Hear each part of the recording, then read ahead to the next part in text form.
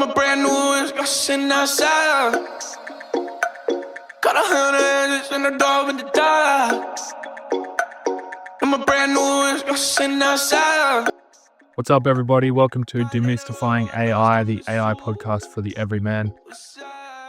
This is going to be a podcast that talks about AI, unpacks AI, makes it accessible for everybody, and just explores the world of artificial intelligence. My name is David. I'm starting a small AI business that helps companies integrate AI into their own workflows and builds AI products that helps people and helps business owners and employees and everybody. And we also do training and education programs for small businesses to help upskill their employees. You can find us on Instagram at scraped.au. That's scraeped.au. And our website URL is exactly the same. So seeing as it's episode 1, let's talk a bit about what this podcast is going to be and what it's going to cover every week. By the way, I hope you enjoyed the opener. It's an unreleased Post Malone song. The opener is going to be different every week because I don't have the money for copyright. So by using unreleased music, it's free and it's music that I like. So deal with it. But I also think it's funny because a lot of the unreleased music that is on YouTube, there's a lot of like mumble tracks, which is like rappers just finding their flow on the beat, and a lot of it is gibberish. And I think it ties into AI quite well because, you know, we've all generated images with AI that just sort of put gibberish words in there. So I think it links up quite well. So anyway, why am I starting this podcast? I'm starting the podcast because, you know, I find the world of AI to be extremely complex and complicated and scary at times and hard to keep up with. Things are moving so quickly and changing all the time, and I want to talk about it.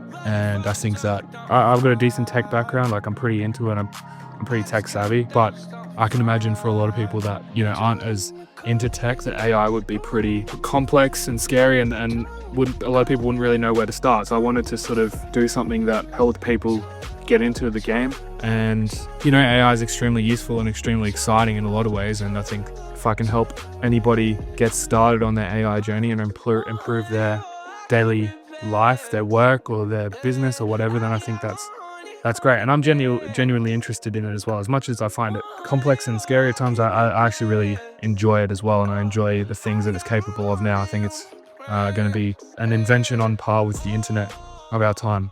So as I touched on, it's moving really quickly. New and improved products are being released every month. It feels like, you know, the major tech companies have a big monopoly on it as well. It's kind of concerning from a monopoly perspective because there's sort of 3 or 4 language models that form the main basis of AI at the moment. But we'll get into that later. So, you know, and there's so much to learn though. So, you know, as someone working within or running a business, it feels like you need to learn to use it to maximize productivity. And it seems simple as it's just prompts and it's not code or anything, but even though it is just prompts, there is so much to it and there's so much to learn. You know, ultimately, I personally love technology and I'm extremely interested in it, but, you know, it's a really, I don't know, I think it's a great topic to explore. So every episode, this episode is just going to be a general overview of AI and where we're at the moment. Every individual episode will focus on a specific topic and we'll talk about any updates or news in the AI world. So we'll just go through for this first episode a general, you know, state of the union of where we are currently, who the major players are, and what the current capabilities are and limitations of what we're dealing with at the moment. So let's talk about what AI is really. Let's firstly define AI in plain language. So AI can encompass many things, but AI, or artificial intelligence, is essentially a way of writing programs so that they develop a human-like tendency to be intelligent and to answer questions and think. The implied advantage of teaching a computer to think like a human is that computers are essentially quicker and capable of processing much more information, and they are inherently more accurate. They don't forget things, they don't run out of energy, you know, they're not mortal. And there's a few common terms that I want to break down as well. So we've got AI, there's machine learning, deep learning, and language models. So AI is artificial intelligence, and that's the overall encompassing concept of it all. Machine learning and deep learning are sort of the same thing or a similar thing. Deep learning is like a deeper version of machine learning. So machine learning, actually, let's and then the term language models. So let's talk about language models first. So language models are an AI model that has been machine learned on all of the writing in the world. So trained on the whole internet. So every piece of content, every website, every book, every PDF file, every news article, every other piece of publicly available text on the internet, that is what language models have been trained on. So then when you ask them a question, they're responding to you based on that training data. Now, ChatGPT and Google Gemini and Claude and any other chatbot, there's also a difference. So when they get trained on data, they're only trained on data up until a certain point in time. At the moment, it's usually like if you ask ChatGPT when it was last trained, when its data was last relevant of what it was trained up to, it's sort of up to maybe like the end of 2024. But these language models that you interact with on the internet also have an internet connection. So that's why when you ask them certain questions about things that happened since 2024, they're also capable of browsing the internet and finding an answer. But it's a bit of an important distinction because they're only trained on data from up to a certain point. But they are able to answer questions based on live internet data, but they're answering it in a slightly different way because they're just essentially Googling the answer. Machine learning and deep learning is not really to do with language. It's more about, when you hear about, say, a medical company that has developed an AI model that can predict, read scans and predict cancers or predict some sort of medical ailment much more effectively and much better than a human can, that's because they built an AI model from scratch and training it on, let's say they're talking about scanning for brain tumors. They've trained an AI model on thousands or tens of thousands or hundreds of thousands or millions of brain scans and that are labeled as not having cancer or having cancer, and trained those models on what a brain tumor looks like in all of the different stages and all of the different ways that it appears across hundreds of thousands of different scans. And once that model is trained on that data, it can then apply what it's learned across hundreds of thousands of brain scans to new brain scans. And that's machine learning. It's got nothing to do with language or writing. It's purely trained on something specific. And deep learning is the same thing, except just a little bit more in detail. They're essentially the same thing. So some misconceptions are that a big one is that is AI sentient, or does it have a personality, or does it know things about you? Or, if you talk to ChatGPT, you can actually develop quite a connection. If you're working through something with ChatGPT over a long period of time, it develops quite a personality and it gets to know you over conversation history. And if you make jokes, it'll make jokes back. And it feels like at times you're talking to someone, as if you're talking to someone on the other end of the chat, right? That's not real. Language models are told to have a certain personality or be helpful or be a certain way, and they just return results and responses that reflect that, but they're not sentient or don't have a personality, and they can't think. So the way they actually work is like the way a language model actually works is when you ask it a question, it looks through all of the writing in its training data and figures out what a normal average response based on all of its training data would be to that question, and then it produces that response. It doesn't actually think the way a human does or process things the way a human does. It is actually just answering questions on an aggregate average way that the question would be answered based on the entire internet, if that makes sense. But it's such an effective method that it does feel like a person communicating with you. So that's quite, it's quite interesting, but it feels so helpful and feels so real, but it really isn't real. It doesn't think like a person. It's a very different piece of logic. The other thing is that AI has actually been around for a long time, and even though it feels like it's exploded in the last couple of years, it's being used for a long time. Face ID, for example, in iPhones is artificial intelligence. Banks have used AI for a long time to detect fraud and detect different things like that. Netflix has used AI for a long time to build algorithms about what may or may not want to watch. Spam filters in email, that's artificial intelligence. every time that you press spam or flag an email as spam, that sender who sent that email, every email they send is more likely to be flagged as spam, even in different inboxes. Particularly if you work for a big company, like a big franchise, for example, Ray White, and there's like 500 offices in Australia or something, and they all use one big email server. Every time a Ray White employee in Brisbane flags an email as spam, if that same email address that sent that email sends an email to someone in Perth at Ray White, it's the same server and that'll still put that email in junk. So AI is used everywhere, and it's been used everywhere for a while, and that's machine learning and that's deep learning. But it's language models that are accessible to the public that have been blown up in recent times, and their abilities as well. So I want to look at a timeline of recent developments because, ChatGPT came out to the public about 3 or 4 years ago. And at that time it was cool, but it was relatively limited. And, image generation models came out about 2 years ago as well. And there's a famous video of Will Smith eating spaghetti, which 2 or 3 years ago was like really glitchy and really like obviously fake.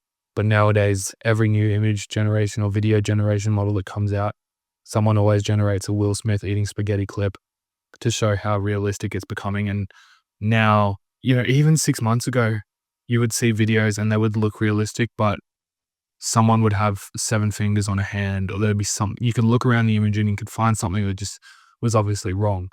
Or just generally, maybe the lighting it was extremely realistic, but maybe the lighting didn't quite look right or whatever. But in recent months, especially the last couple of weeks, products that have come out, the stuff that's coming out is not, it depends what you're generating, but it's completely realistic. You wouldn't be able to tell things are fake.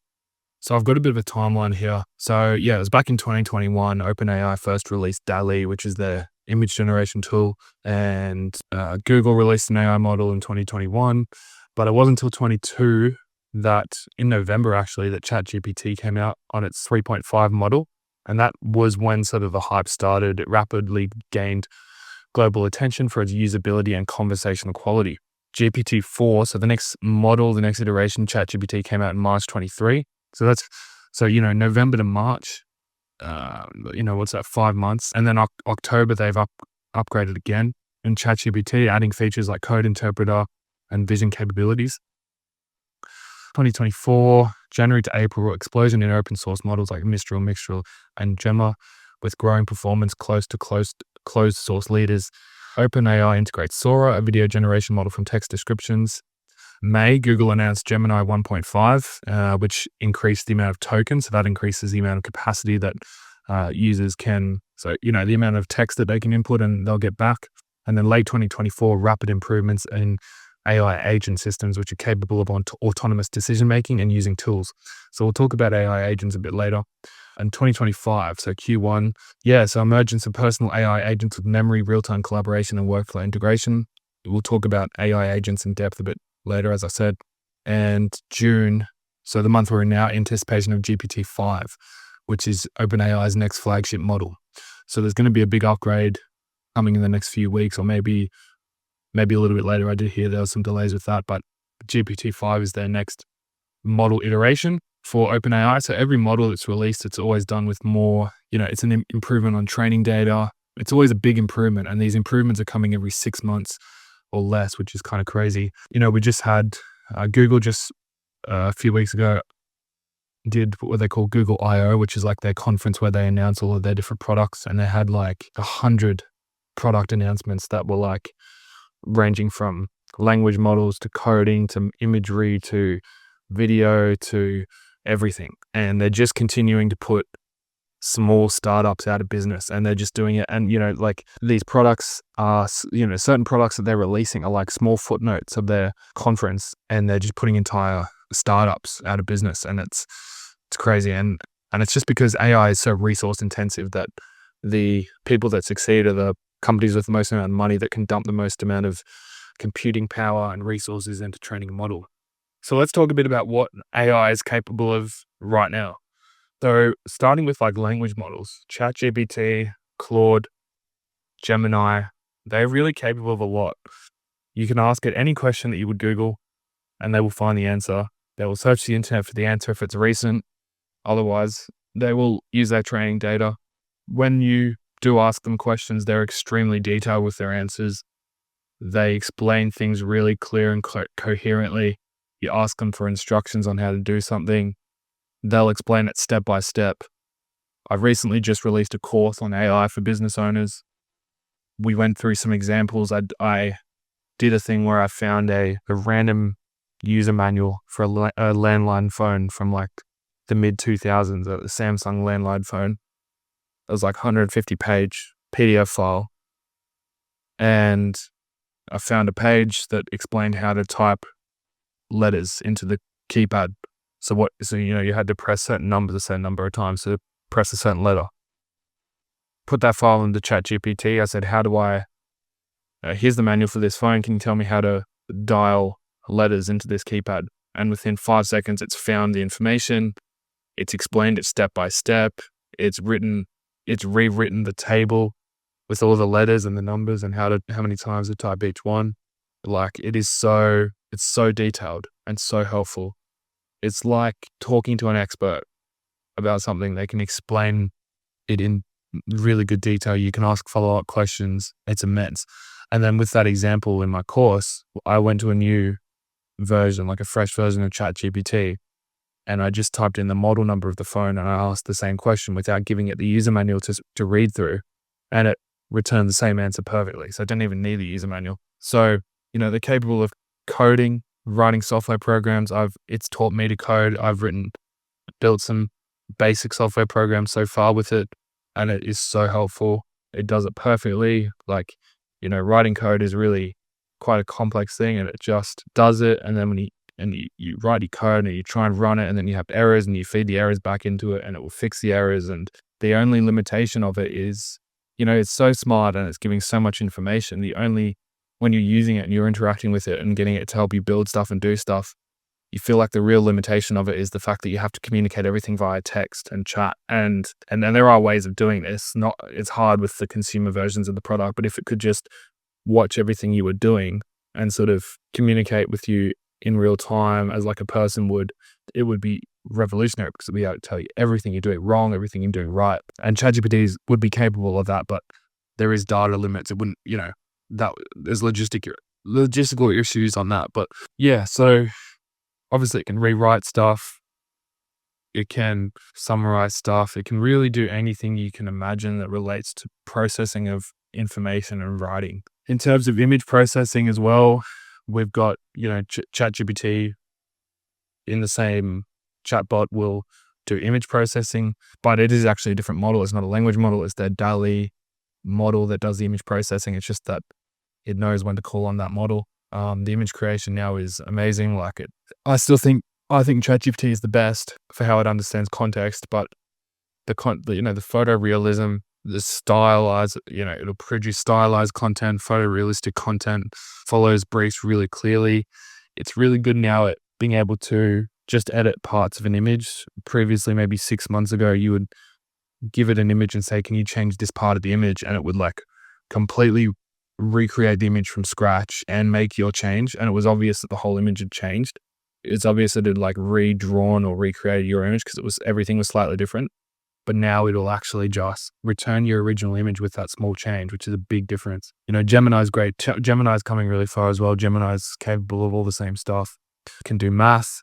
I've just finished a calculus subject at university, and I can take a photo of the teacher's handwriting who's written out a practice question. It'll answer the question. It'll read everything perfectly. It'll answer the question, but not only that, it'll guide you through the process of how to answer it. It can give you unlimited amounts of practice questions. It's really powerful. Video creation, that's obviously a bit harder, and all of the consumer sort of video platforms now are quite limited. They really only generate 5 or 10 seconds of video at a time, and it costs quite a bit of money. But videos that I have generated have been, again, photorealistic. Even 6 months ago, there was, as I said earlier, there was, often videos had an extra finger or a sign in the background would be in gibberish, characters that looked like English but weren't.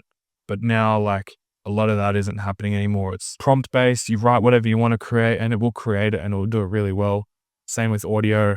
Music's a bit harder, but the audio tools now, like you can create voice characters, you can get, famous celebrities to say whatever you want. You can use audio programs to clear up noise in your audio. You can make it sound, you give yourself an accent, you can live translate. Like, it's just amazing. Automation tools, we'll cover that later, but the development of AI in recent times are things called AI agents, which are language models and AI models that have an ability to not just return a text output or return an image output or return video output, but can actually call on pieces of software to do things. So can call on, your Google Calendar and update your calendar, or call on a search engine and search a website, or call on anything on any piece of software on the internet and complete a task, make a reservation, or email somebody, anything you can think of, any sort of regular admin task that you have to interact with a piece of software, tool, book something or action something. These AI agents are now able to do that if given the right setup and logistics and access. That's essentially what an AI agent is. It's a chatbot with contextual understanding of you and what you need and what you want, with access to do things, not just to provide a text response to you and tell you what to do, but actually access to do things. That's where AI starts to become really valuable and really helpful, and also starts to replace people in a way. So that leads me on nicely to like, where is AI going? And where is the trend in AI development, and where are we, where are companies trying to go? So I would say the companies are working towards, every company has different objectives, and companies like Google have probably 1,000 different AI teams working on different products, whether it be language models, whether it be Google trying to update their answers in their search engine, whether it be AI, whether it be Tesla trying to build full self-driving. I guess the ultimate goal is for perfection. The ultimate goal is for artificial general intelligence, but the ultimate goal really is AI that's capable of doing a lot of basic human jobs that doesn't need a lot of interference from humans. It doesn't need someone to sit there and monitor it. It doesn't need, it can do everything. It's intelligent enough to do a lot of things, and companies are just trying to work towards giving AI the tools to really do everything that it's intelligently capable of. But also, OpenAI is just working towards, there is a thing called artificial general intelligence, which is essentially one model, one language model, or just one model. It wouldn't really be a language model specifically, but one model that is capable of everything at once. So one model that is capable of being a language model, but also capable of detecting stuff in the medical field, but so basically all of the different AI niches as one. That's the goal for a lot of AI companies. So I guess at the moment you could pretty much say like the goal of AI now is really just to keep bettering the models. It's like an arms race on whose language model can be best, most effective, who can find the most. There's a big focus on efficiency because AI takes up a lot of power. So, whichever companies can achieve the same result with a reduction in power usage, it's a big deal. How much context and memory these models are capable of holding at once. So context and memory in the sense of the memory of an interaction with one individual, the more that model can remember over time, the more helpful they can be. Autonomy, being more autonomous as models and as agents, and allowing tools to think, plan, and execute without human input on every step. AI assistants that act on your behalf. So as I talked about, AI agents or AI assistants, tools that can access web browsers for people, desktop applications, just really, it's sort of just really taking over everything, I guess. So just they're trying to make the models better, they're trying to make them more efficient, and they're trying to make them more integrated into our everyday tools. In terms of what I think will happen in the next 1 to 2 years, AI is going to become a lot more standard in every product that we use, every big piece of software that we use now. It is so easy for companies to integrate language models because every big tech company has a language model.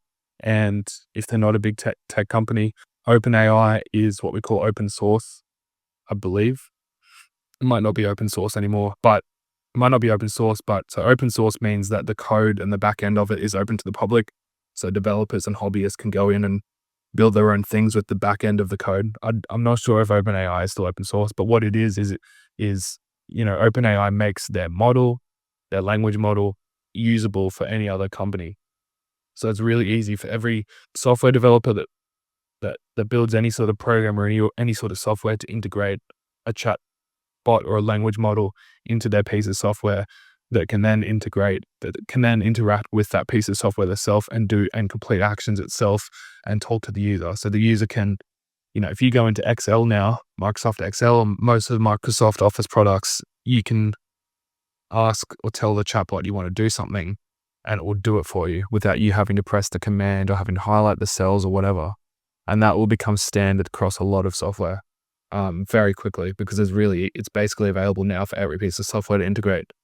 So AI is just going to be adopted rapidly across everything. And there'll be a big rapid growth in personal AI as well, like personal trainers or life coaches, but AI based. Yeah. So, and then if we look more at the longer term future, like 5 to 10 years, there may be a lot of basic jobs that go out of requirement, because a lot of basic admin is going to be replaced. A lot of basic computer admin is going to be replaced. Facebook now says that 70% of its coding is done by AI. So 5-10 years ago, Facebook probably employed hundreds of thousands of software coders, maybe tens of thousands. Now 70% of that work is done by AI. There'll be a massive demand for people that are competent with AI, that know how to use it, that can use it to its best, utilize it to its utmost. It's going to be a massive, massive growth industry. And that's why I'm trying to start this podcast and help people with that, and also start a business that helps educate people. Because I think that if you're not learning AI now, you're not adapting to it and understanding it, you're going to struggle. Because, I think about the internet, for example, and I know there's so many businesses now that so many small businesses now that you can walk into and they're not utilizing tech. They wouldn't even know how to utilize commands in Excel to make their life easier.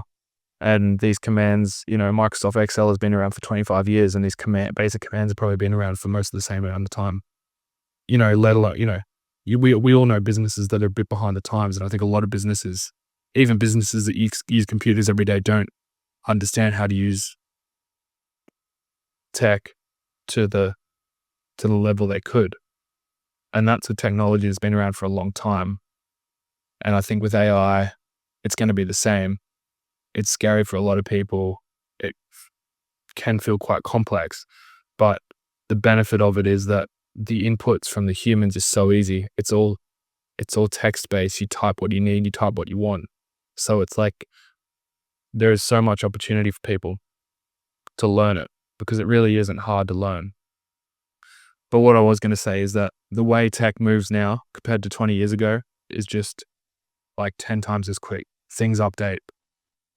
And AI is a bit of a snowball as well. The more that AI develops, the more that companies use AI to develop their own AI, and it's like a big snowball effect. So AI as a whole is going to move so quickly in the next 2, 5, 10 years that businesses that don't use it are going to be caught so far behind.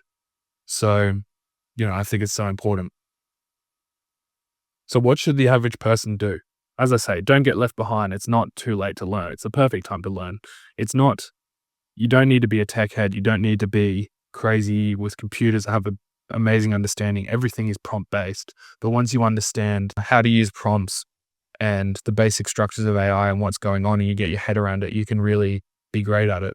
And like anything, it's just getting experience with it. And the good thing about AI is that it's such a competitive industry right now that a lot of companies, all of these chatbots have great free plans, and you can utilize them to a really high level without paying a cent. But because it's so competitive, there's so many different versions, and they all want to allow users to utilize their chat model, and you can get a lot of usage for free. You don't have to pay.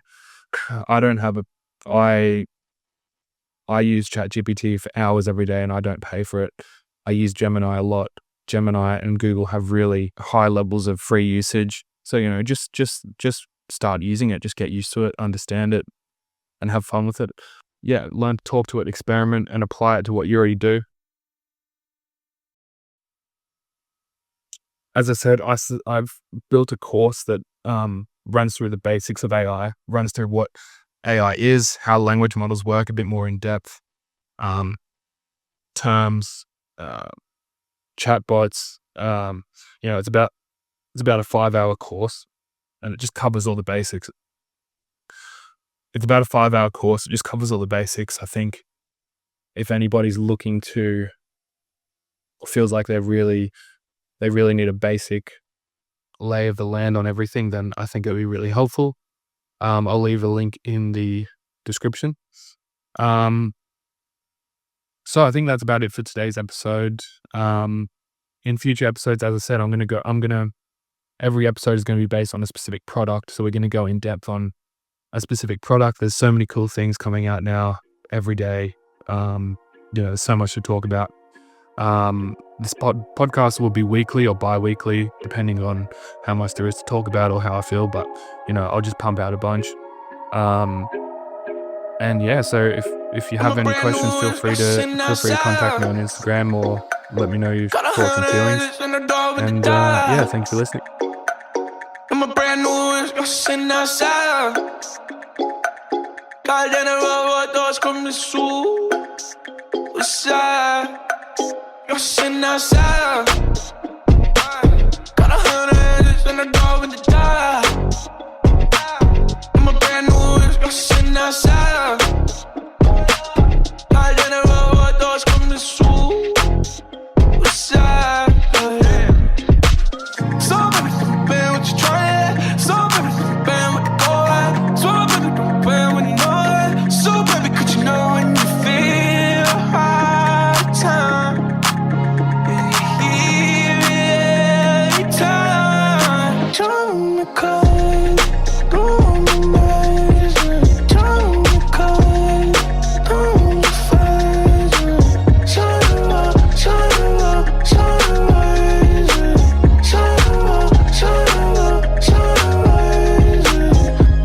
Outside, got 100 hands in the door with the die. I'm a brand new rushing outside. God, then the doors coming soon. What's up? Damn. It's 100 to pop my truck for ya. Got 100 to drop my top for ya. It's a 50 to pop my truck for ya. And I'm counting the guap back out for ya. I'm a boss, ready for the jump down 5. I just count down, stop 5. Ready for the jump down 5. I just count down, stop 5. Turn the color.